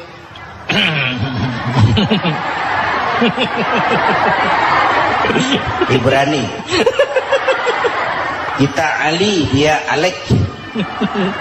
Kita Sulaiman, dia Solomon. Kita Camat, dia Comot. ini yang ngomong ini comot sembarang. Ini dia. Bapak dan Ibu jamaah yang saya cintai, pertanyaan pertama, hijrah qalbiyah. Ada hijrah badaniyah, hijrah fisik yang dilakukan Nabi dan sahabat dari Mekah ke Madinah. Itu hijrah badaniyah. Ada hijrah qalbiyah, hijrah hati. Dan ini yang kita perlukan sekarang. Karena refleksinya akan membias kepada alur kehidupan. Kalau hati kita mau berhijrah, fisik akan mengikuti. Hijrah dari tempat, dari malas ibadah menjadi rajin ibadah. Hijrah dari maksiat kepada yang ma'ruf. Dari berpecah belah menjadi bersatu. Hijrah seperti itu yang sangat kita perlukan. Apalagi masyarakat ini paternalistik. Kita harus hijrah mental sekarang ini. Maka yang disampaikan tadi benar. Seorang ketua MK siap mengundurkan diri kalau terbukti anak buahnya terlibat suap. Itu walaupun siap, tapi sudah angin segar buat rakyat. Bahwa masih ada banyak insya Allah pejabat kita yang punya harga diri. Walaupun ada juga pejabat kita yang muka tembok, kulit badak, kuping kebo. Muka tembok, kulit badak, kuping kebo. Biasanya kalau kereta api tabrakan di negara-negara maju, Menteri Perhubungannya mundur. Di kita petugas palang pintu dipecat. Jauh sekali Menteri sama petugas palang pintu. Benar diadili yang krocok-krocok, kopral-kopral itu. Padahal hadisnya jelas. Ar-rashi wal murtashi finnar. Yang nyuap dan yang nerima suap, dua-duanya neraka. Kasus potret belakangan ini, yang nerima suap, yang diuber, yang nyuap aman, yang nyuap aman, yang korupsi pajak dikecil-kecilin, yang ngemplang pajak aman. Padahal ngemplang pajaknya triliunan. Padahal dia sudah dikasih fasilitas oleh negara mengelola sumber daya alam negara yang artinya milik rakyat. Dia harus bayar pajak, uang pajaknya dikumpulkan bagi sebesar-besar kemakmuran rakyat. Itu tindakan merugikan rakyat. Karena itu betul, saya setuju, hijrah qalbi yang perlu kita lakukan sekarang. Hijrah hati. Kita ini bangsa Indonesia seperti timnas. Timnas sekarang anak-anak muda sudah berani pakai baju PSSI. Iya. Kenapa? Menang. Coba kalau kalah terus, nanti menang. Tapi bangsa Indonesia itu memang seperti timnas. Namanya kesebelasan. 11 orang. Walaupun ada pemain bintang ya ada presiden, gubernur, menteri, itu bintang-bintang. Tapi bintang baru ada artinya kalau dibantu 10 pemain yang lain. Cristiano Ronaldo. Siapa itu? Penyerang tengah Real Madrid. Bintang. Lionel Messi. Siapa lagi itu? Barcelona. Bercelana.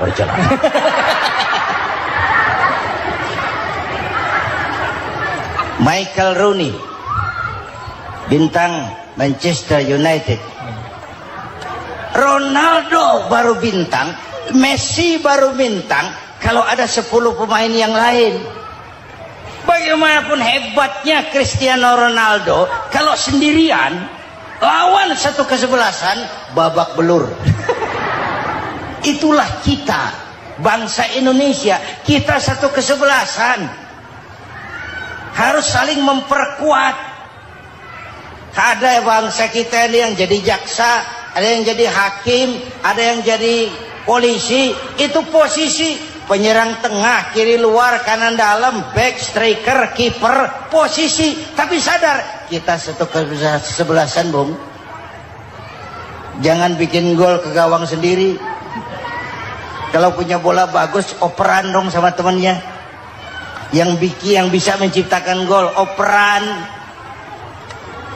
Ada yang jadi pengusaha besar, bagus boleh. Punya untung besar, operan. Kasih masjid, kasih pesantren, operan. Ini kesebelasan kita kalau punya bola, pelitnya setengah mati, Pak. Nggak mau ngoper. Bawa sendiri, mending bikin gol. Enggak. Kita ini satu kesebelasan, satu sama lain harus saling memperkuat. Bahwa ada penyerang tengah, itu si posisi. Tapi kalau memang peluang memungkinkan, ayo dong operan. Saya iri sama kesebelasan Nasrani di Indonesia. Mereka kalau punya bola, operannya cakep. Gereja cepat selesai, rumah sakit Kristen cepat selesai. Kenapa? Operannya bagus. Kita ini kalau punya bola bawa sendiri, nggak mau ngoper. Maka masjid nggak selesai-selesai.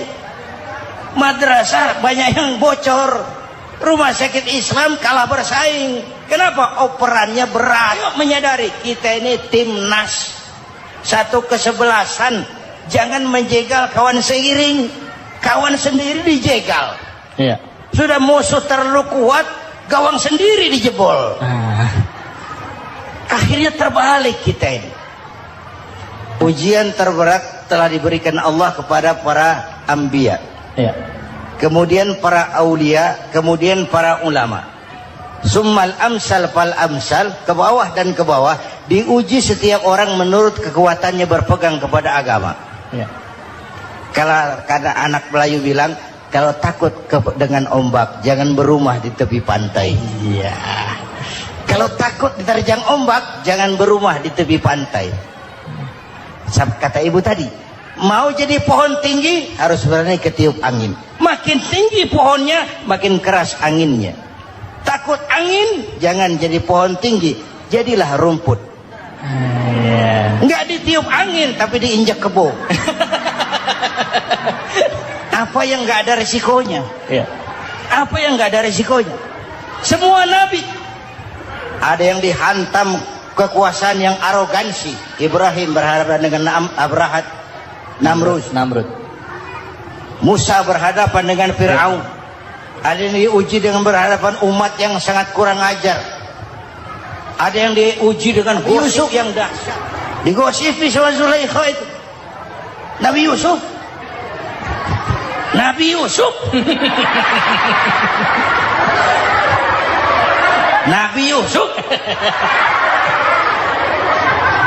Yang namanya gosip itu kan menyebarkan keburukan orang.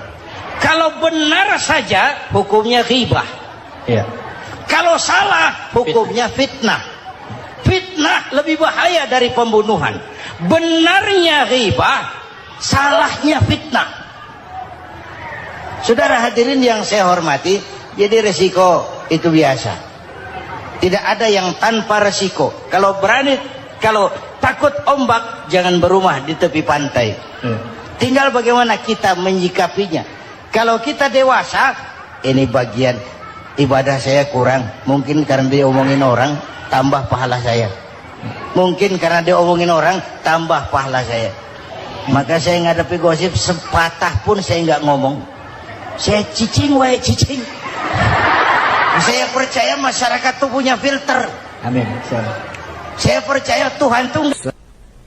Pada pertemuan terdahulu sudah kita bicarakan bahwa orang yang menjalankan ibadah Ramadan dengan baik, dalam arti siang dia laksanakan ibadah puasa, sementara dia hidupkan malam-malam Ramadan dengan sholat tarawih, i'tikaf, tadarus Al-Quran dan sebagainya.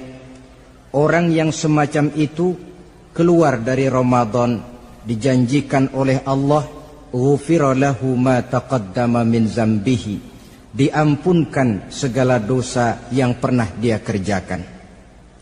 Sehingga ia keluar dari bulan Ramadan seperti bayi baru dilahirkan oleh ibunya, bersih, tidak punya dosa kepada Allah lantaran sudah dibersihkan oleh ibadah Ramadan. Jadi dalam Islam, dosa itu ditebus dengan taubat, dengan amalan kita sendiri, bukan dengan uang, tidak juga dengan beras. Saya percaya kalau dosa bisa ditebus dengan beras misalnya, barangkali Menteri Pertanian akan lebih dulu masuk surga. Kalau dosa bisa ditebus dengan uang, mungkin gubernur bank sentral atau para menteri keuangan akan menjadi penghuni surga nomor wahid. Dalam Islam, dosa ditebus dengan taubat kepada Allah. Orang yang melaksanakan ibadah dengan baik di bulan Ramadan, keluar Ramadan, masuk 1 Syawal seperti bayi baru dilahirkan oleh ibunya. Pantas dia mengucapkan minal aidin, semoga kami termasuk orang yang kembali kepada fitrah, suci, bersih. Dia rayakan hari itu, hari di mana dia kembali kepada kesucian. Itulah hakikat daripada Idul Fitri. Dengan kata lain, Idul Fitri ini tidak bisa dilepaskan kaitannya dengan ibadah Ramadan. Hanya oleh karena kita melaksanakan ibadah Ramadan, maka kita rayakan Idul Fitri.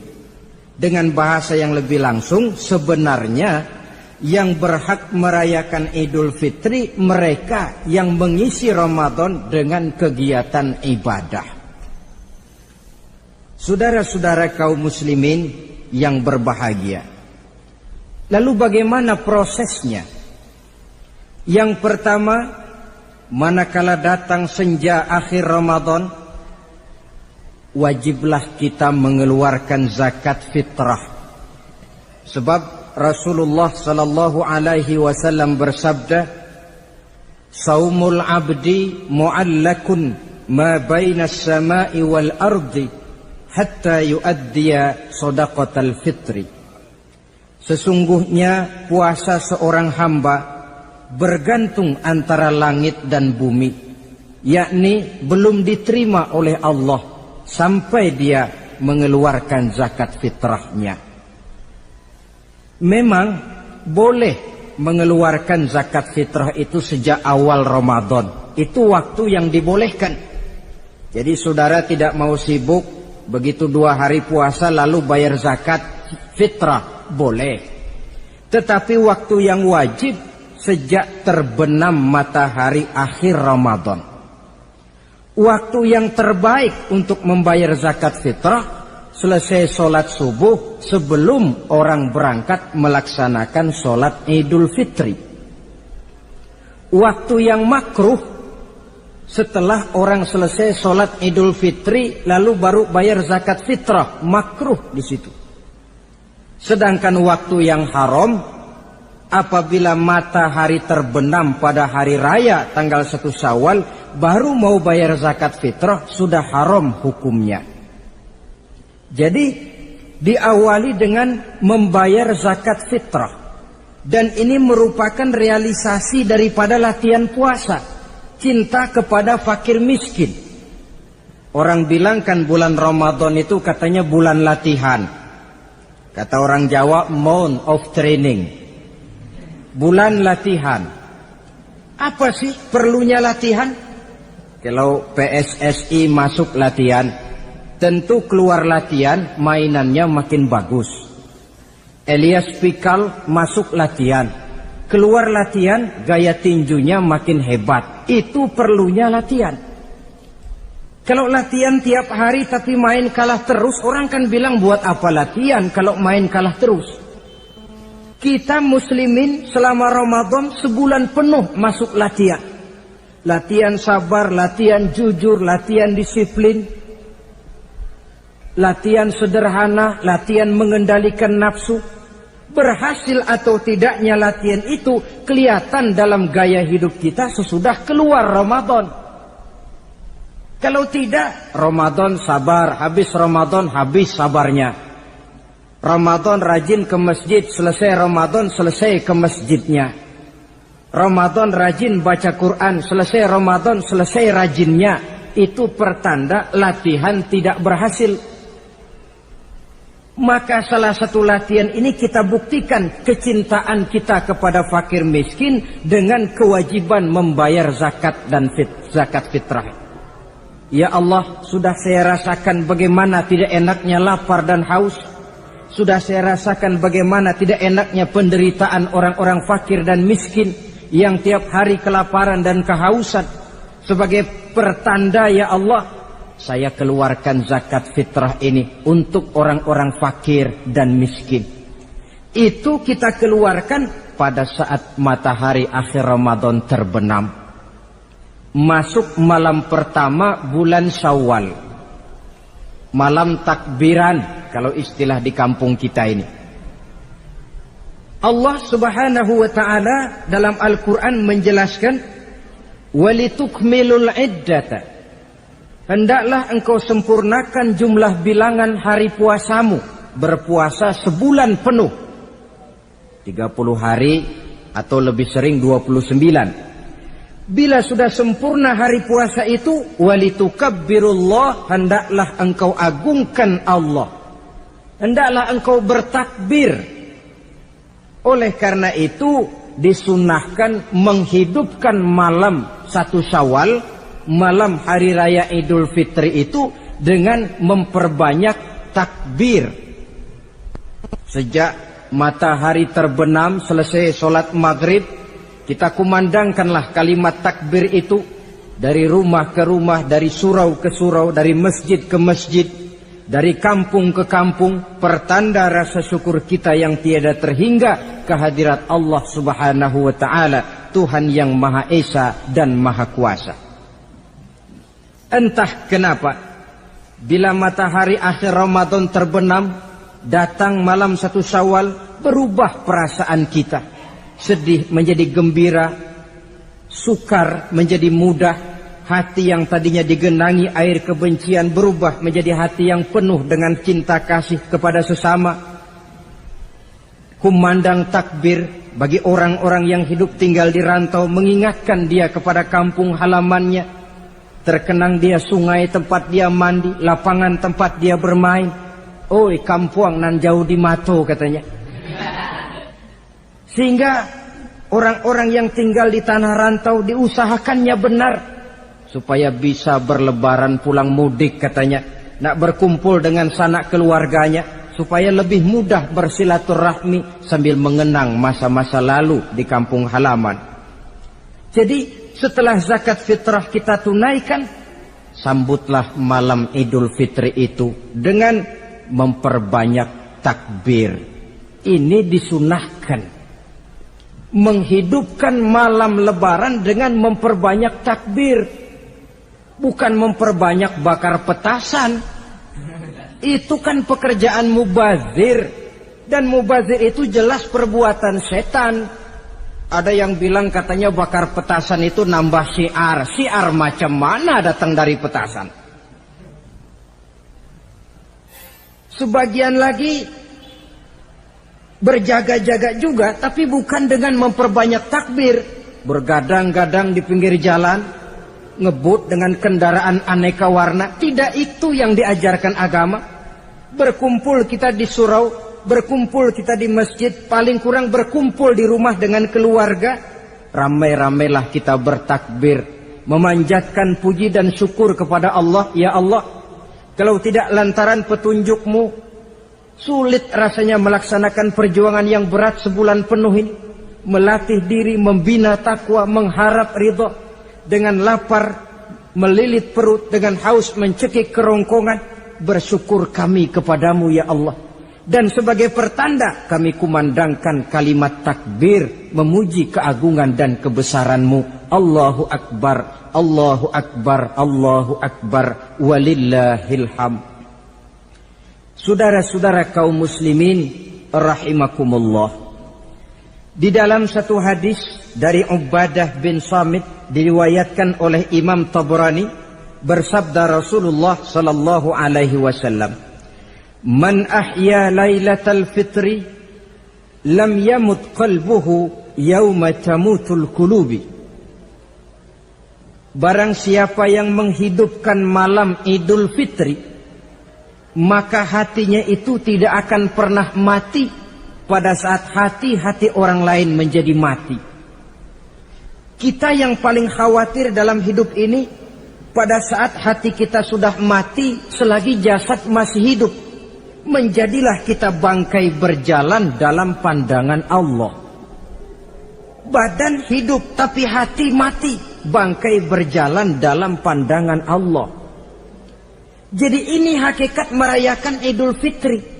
Puasa Ramadan sebulan penuh, malamnya ibadah, menunaikan zakat fitrah, lalu malamnya menghidupkan malam dengan takbiran.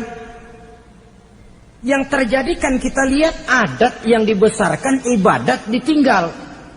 Puasa tidak, taraweh apalagi, lebaran kurang seminggu sudah lebih sibuk dia daripada yang puasa. Ke pasar kayaknya pasar mau dibeli semua. Rumah pun dicat, dikapur, baju diperbarui. Itu kan kulit.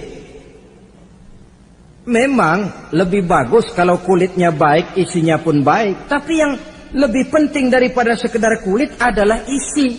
Hakikat merayakan Idul Fitri kembali kepada kesucian. Kita bersih, tidak punya dosa kepada Allah. Itu kita rayakan. Dengan apa? Nah, oleh seorang ulama, Al-Imam Zakiyuddin Abdul Azim bin Abdul Quwa Al-Munziri, diberikan contoh bagaimana Rasulullah sallallahu alaihi wasallam itu merayakan Idul Fitri. Beliau berkata, yuhibbu sallallahu alaihi wasallam ayyuqabilal 'ida bil bisri was surur.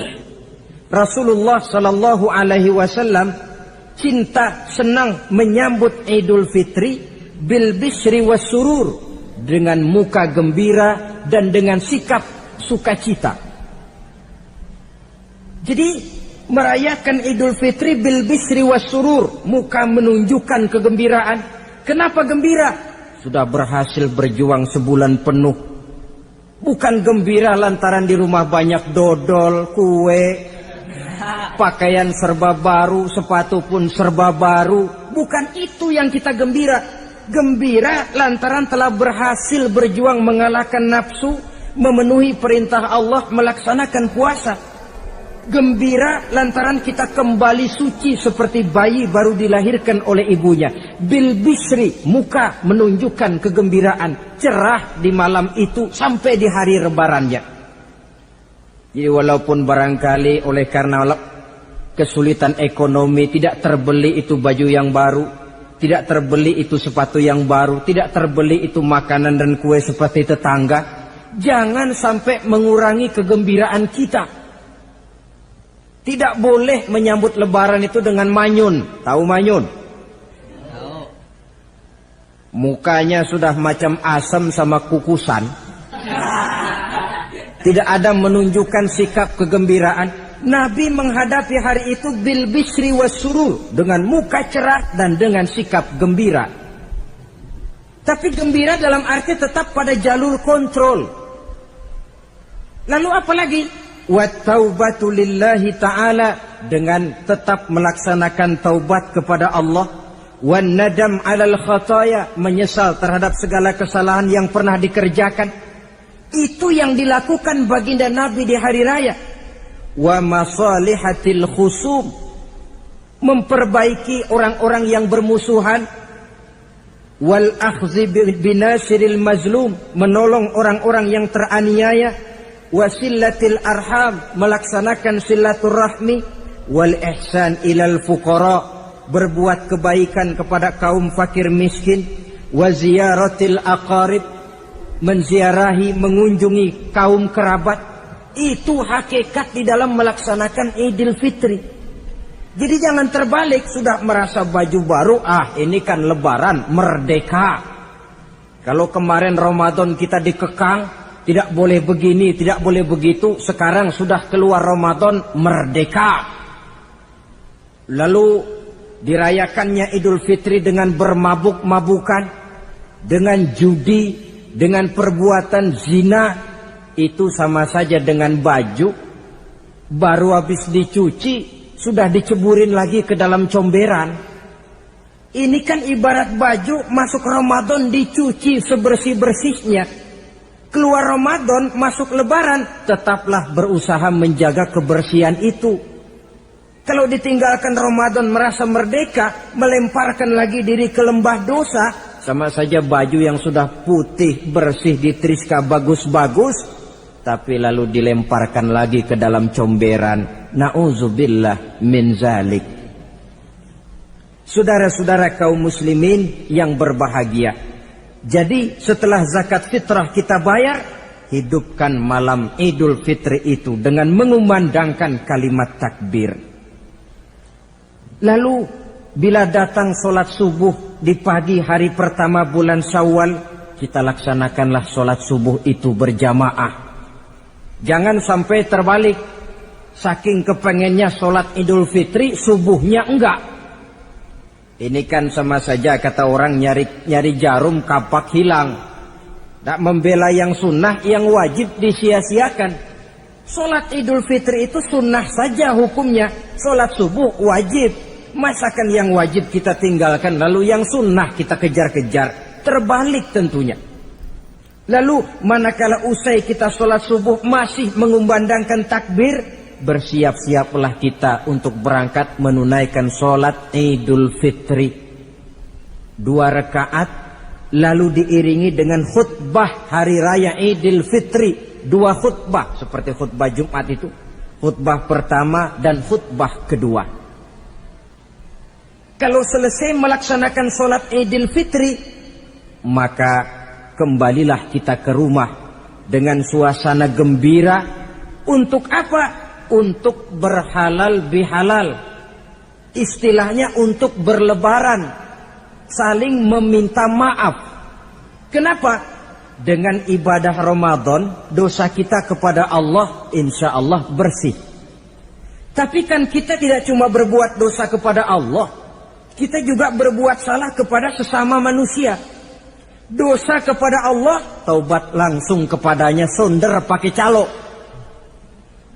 Tidak bisa saudara bikin dosa kepada Allah, datang ke rumah saya, Pak inilah saya kasih uang, tolong mintakan taubat saya kepada Allah. Ya tidak bisa. Dosa kepada Allah langsung bertaubat kepadanya. Tapi dosa kepada sesama manusia, Allah belum akan memberikan ampun kalau kita belum minta maaf kepada yang bersangkutan. Ini sulitnya.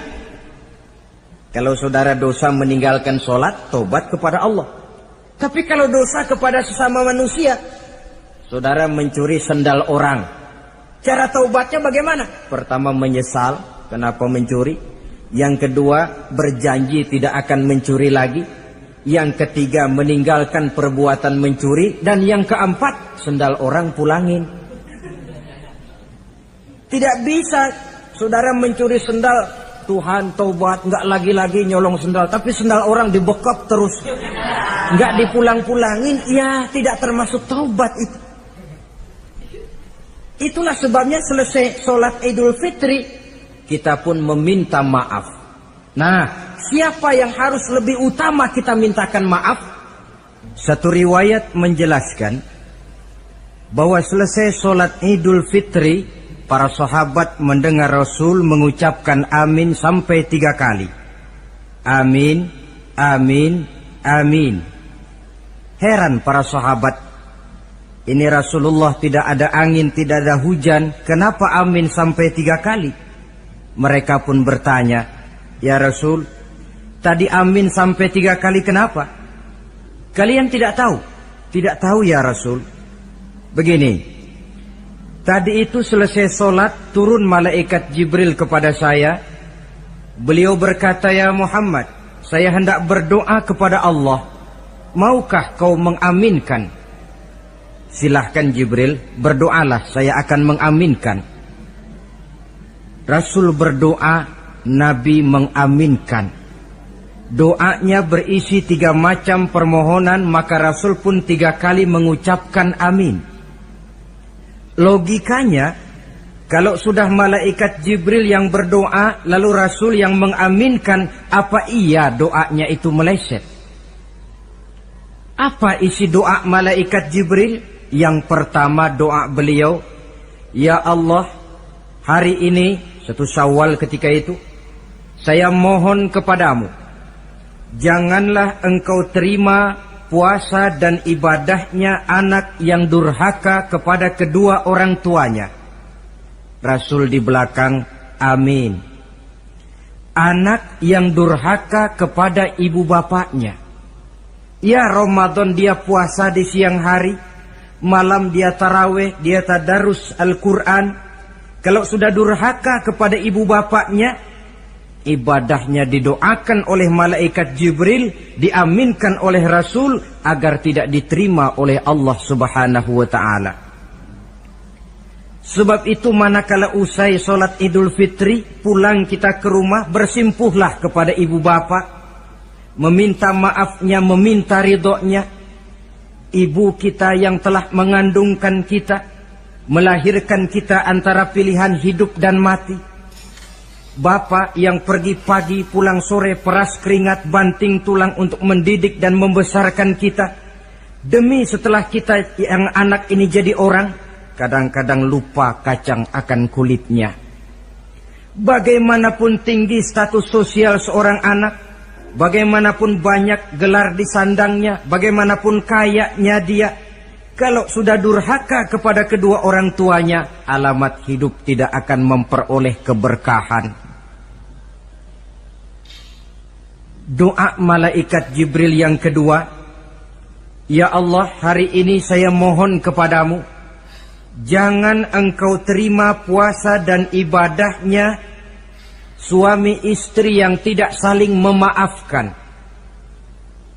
Sebab itu seorang suami, seorang istri, selesai turun sholat Idul Fitri, hendaklah berlapang dada si suami memaafkan istrinya, meredokannya. Si istri pun bersimpuh meminta maaf dan ridho suaminya. Istri yang durhaka kepada suaminya. Sebab itu tidak heran kalau Rasul dalam satu hadis pernah menjelaskan, ayyumam ra'atin matat wa zawjuha anha radin illa dakhalatil jannah. Kalau ada seorang perempuan meninggal dunia, suaminya ridho kepadanya, itu perempuan akan masuk surga. Ini artinya, kalau seorang perempuan meninggal, suaminya tidak ridho kepadanya, biar dia tukang sholat, biar dia ahli puasa, biar dia hadir di majelis taklim manapun, meninggal tidak diridhoi suaminya, pintu surga belum dibukakan sampai suaminya ridho kepadanya.